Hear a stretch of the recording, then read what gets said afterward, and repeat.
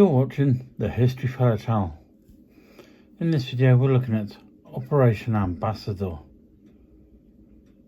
Operation Ambassador was an operation carried out by the British Commandos on the 14th and 15th of July 1940 within the context of the Second World War. It was the second raid by the newly formed British Commandos and was focused upon the German-occupied Channel Island of Guernsey. The raiding party consisted of 40 men from the newly formed No. 3 Commando under the command of Lieutenant Colonel John Durnford Slater and 100 men of the No. 11 Independent Company under Major Ronnie Todd. Due to a series of mishaps, poor fortune, and the haste in which it was planned and implemented, the raid resulted in no immediate military gains for the British, although the experience gained in the mounting and conduct of the operation was to prove invaluable for the success of subsequent commando operations. On the 30th of June 1940, the Germans landed troops on the Channel Islands. 2 days later, the British Prime Minister, Winston Churchill, sent a memo to his Chief Staff Officer, General Hastings Ismay, asking him to begin planning an operation for a raid on the islands as soon as possible, and stating that he felt it would be the type of operations that the newly formed commandos would be most suited for. After that, things began moving very quickly. Indeed, the War Office approved the proposal for the operation later that day, and shortly after planning began in earnest. Codenamed Ambassador, it was decided that the operation would follow two preliminary operation codes, named ANGA. The preliminary operations would be undertaken to gather necessary intelligence prior to a raid by 140 men, which would land on the island of Guernsey and attack the airfield with the purpose of destroying aircraft and buildings, as well as capturing or killing members of the garrison. The units that were chosen for the raid were H Troop from No. 3 Commando and No. 11 Independent Company. No. 3 Commando, under Lieutenant Colonel John Durnford Slater, had only just been raised, having completed its recruitment on the 5th of July and had not yet begun training, while No. 11 Independent Company, under the command of Major Ronnie Todd, had been raised earlier in June, and had a few weeks earlier undertaken Operation Collar, which had been a hastily organised and largely unsuccessful raid on Boulogne. During the planning stage, Durnford Slater went to London, where he worked out most of the details with David Niven, who was then serving as a staff officer in the Combined Operations Headquarters.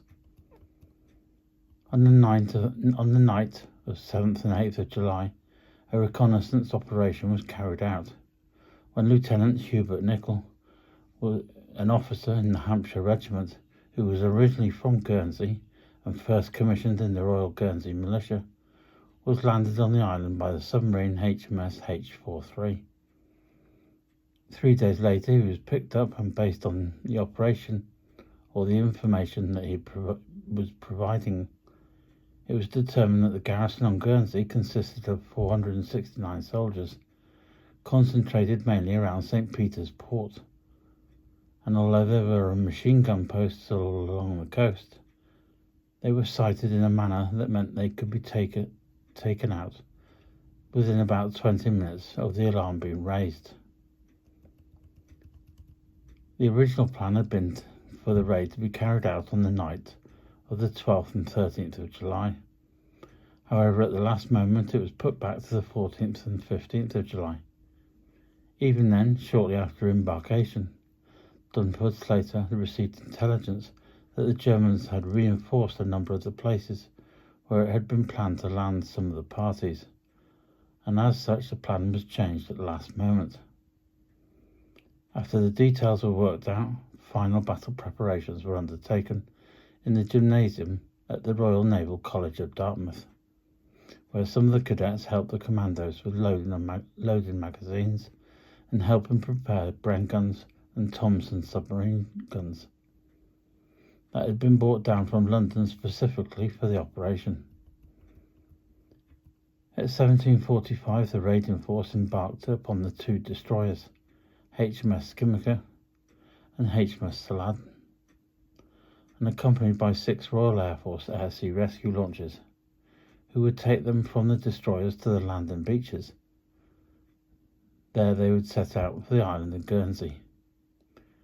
Due to the loud noise of the engines of the RAF launchers, it was arranged that the RAF Avro Ansons would fly over the island to disguise the sound of the engines. Under the plan that Dunford Slater had worked out, he had the troops from the independent company attacking the airfield, while the commandos were to create a diversion.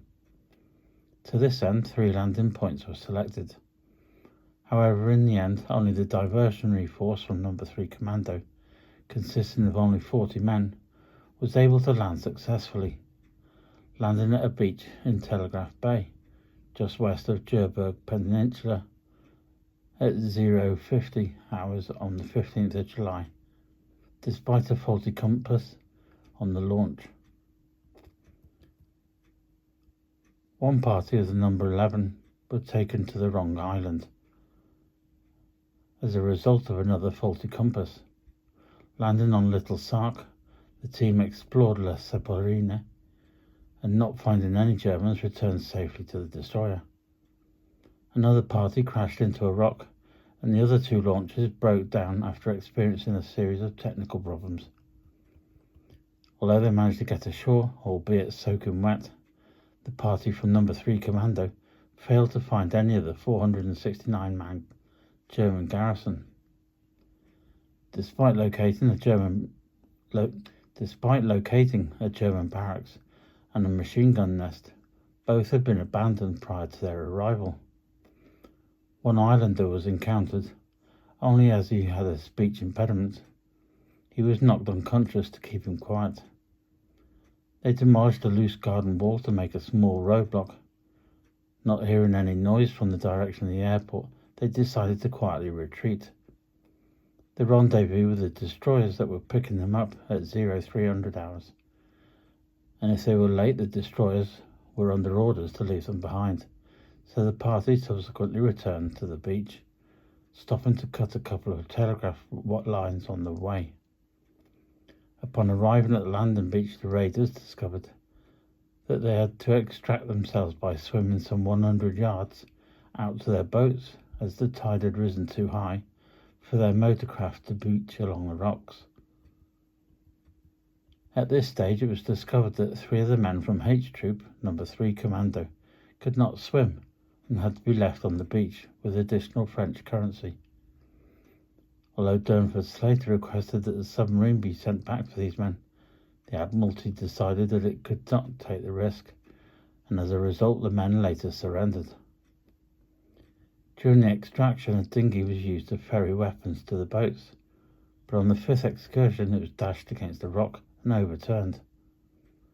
One of the boat's 2 occupants, a soldier, was presumed drowned at the time, although it was later reported that he actually managed to get ashore and was subsequently captured. The raid was ultimately a failure, as none of the objectives were achieved by the British. No casualties were inflicted upon the Germans, no prisoners were taken, and the only damage inflicted was a cut telegraph line. Additionally, the quality of the planning and conduct of the operation has been called into question. Much of the equipment used was either non-serviceable, faulty compasses, and motor launchers that broke down, or inadequate for the job, and launches that were unable to come all the way into the beach due to their draft. Also, some of the tasks that they had been assigned were impractical or had not been rehearsed. The wire intended for use as a roadblock was too heavy to carry from the beach, and intelligence relating to German dispositions upon the island were at best outdated or completely wrong.